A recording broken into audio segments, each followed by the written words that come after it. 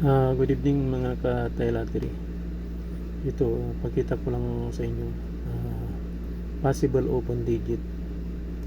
Ito ang ruta niya. So 0 plus 0 ay 0. Ngayon dito kukunin sa dulo 3 sa baba nito So 3 tapos 7. 3 plus 7 0. So makikita nyo 0, 0 din dito ang total. Ang next niya ay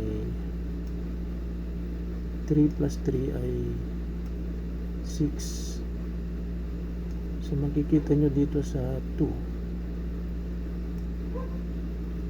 plus 4 nasa open digit siya. Ang total niya ay 6.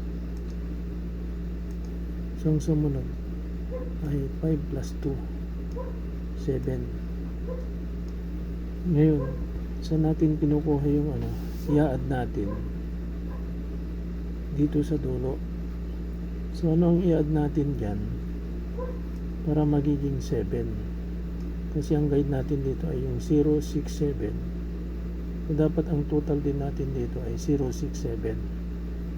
So ano ang idadagdag natin dito sa 8 para maging 7 ay 9.